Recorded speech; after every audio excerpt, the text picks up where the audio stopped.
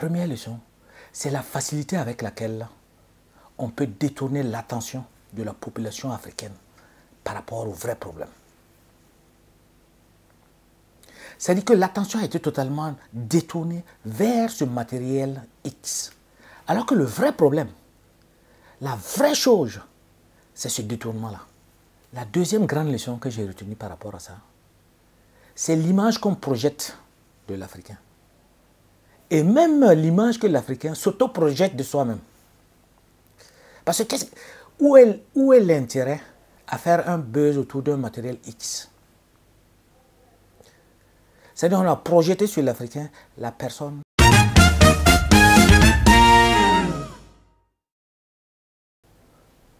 Je suis tombé sur une vidéo sur Internet, là, une vidéo qui est en train de faire un grand buzz à l'heure actuelle. Quand je suis tombé sur cette vidéo, j'ai été réellement surpris par rapport à la vidéo. Ça parle d'un monsieur Balthazar. Et il y a le buzz autour de ça parce qu'il paraît qu'il a allumé plusieurs femmes là. C'est un monsieur assez placé, hein? Un directeur général d'une agence normalement qui doit s'occuper de l'investigation financière dans son pays, en Guinée équatoriale. Et il paraît que justement il a été au cœur d'un scandale financier. Et quand on a fait les persécutions, on s'est rendu compte qu'il détenait ce matériel-là, ce matériel X. Au moins 400 vidéos. Et moi, je suis tombé sur cette vidéo qui tourne sur Internet, qui fait un grand buzz à l'heure actuelle. Mais par rapport à cette vidéo, il y a deux grandes leçons de vie que je souhaiterais partager avec toi. Je souhaiterais que tu restes tout au long de cette vidéo pour découvrir ces deux grandes leçons-là.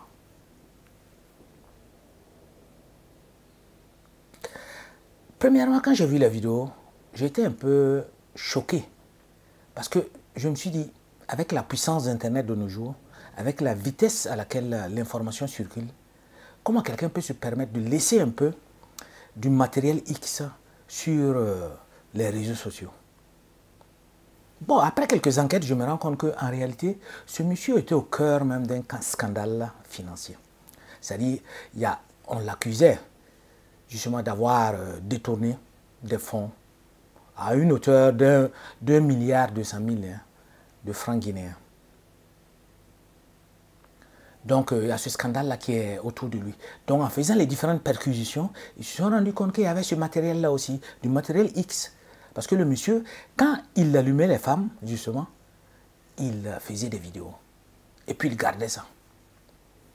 Des vidéos de femmes qui consentaient, hein, et il gardait ça par devers lui. Il a allumé plusieurs femmes. Parce que lui-même, il est dans la sphère, la haute sphère. Il est parmi les dirigeants de ce pays-là. Il est parmi les dirigeants de la Guinée équatoriale.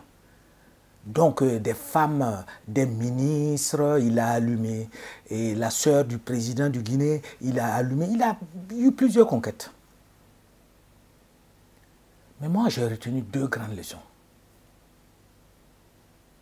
La première leçon, c'est la facilité avec laquelle on peut détourner l'attention de la population africaine par rapport aux vrais problèmes. C'est-à-dire que l'attention a été totalement détournée vers ce matériel X. Alors que le vrai problème, la vraie chose, c'est qu'il y a eu un détournement de deniers publics. Il est soupçonné. Donc on doit faire des investigations pour comprendre. Mais par rapport au détournement, il n'y a pas eu de buzz. On n'en parle pas. C'est le matériel X là.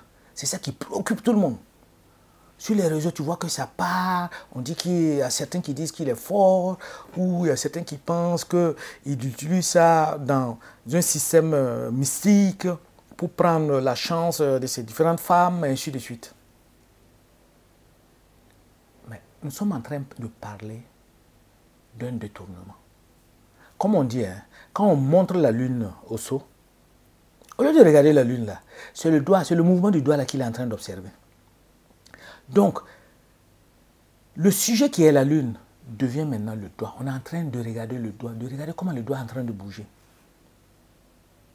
L'accusation financière, l'accusation de détournement de deniers, on a oublié ça. On est en train de parler qu'il est fort, qu'il l'allume. Il paraît même qu'on l'appelle Bello. Je vais dire beau en italien, hein. C'est lui le bello. Mais ça dit que l'attention de la population africaine peut être détournée facilement vers des futilités, vers ce qui ne compte pas. Est-ce qu'on se rend compte même qu'il y a un détournement? Qui sont les acteurs? Qui sont les complices? Cet argent-là, il est où? Où il a été investi? Qui manipule de l'intérieur et même de l'extérieur? Voici de vraies questions. On ne répond pas à ça. On se préoccupe du matériel X. Regarde comment on a facilement détourné l'attention. Quand le président du Burkina Faso est en train de parler du détournement de fonds, un ministère normalement qui doit s'occuper de l'action, comment on appelle ça, l'action humanitaire. Dans ce ministère-là, il y a eu un grand réseau. Ils ont détourné des milliards de francs CFA. Il n'y a pas eu de buzz. On ne parle pas de ce buzz-là. Pendant que le Burkina Faso, un pays membre de l'AES, est en guerre, en train de lutter contre le djihadisme, pendant que l'insuffisance alimentaire là, est au plus bas, la population n'arrive pas à manger, il y a des gens qui détournent des milliards. On ne fait pas de vidéo buzz là-dessus. Il n'y a pas de buzz. Quand on radie des militaires qui veulent conspirer ou qui ont conspiré, qui veulent déstabiliser la stabilité de ce pays-là, on les radie, on cite leur nom. Il n'y a pas de vidéo de buzz. Quand le Niger fait la même chose, pas de vidéo de buzz. Le Mali communique les noms de ceux qui sont radiés, pas de vidéo de buzz. Facilement, on a détourné notre attention vers quoi?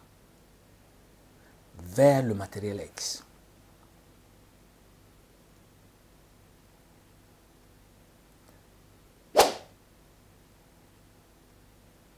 La deuxième grande leçon que j'ai retenue par rapport à ça, c'est l'image qu'on projette de l'Africain.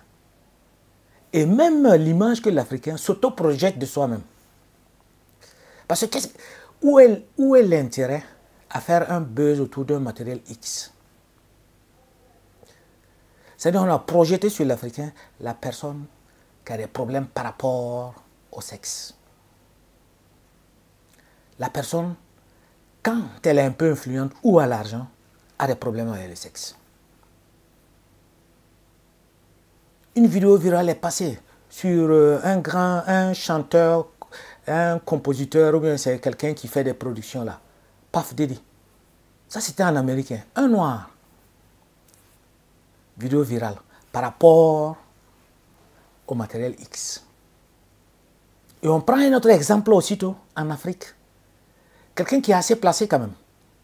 Matériel X. C'est de nous-mêmes on s'auto-projette. C'est cette image qu'on donne de nous-mêmes. Parce que quand nous applaudissons et que nous partageons pour faire voir ce matériel X sur les réseaux là, c'est l'image que nous donnons de nous-mêmes. Et ce matériel devient de plus en plus viral. Parce que ce que nous sommes en train de montrer aux yeux du monde que nous sommes. Le stéréotype qui a été affiché, le stéréotype indexé au noir, c'est cela. C'est par rapport au sexe. Parce que les vidéos qui vont virales, les vidéos virales en tout cas que moi j'ai vues, qui passent sur la toile africaine, ce sont les vidéos qui parlent de sexe, ou bien qui parlent de danse, ou de chansons.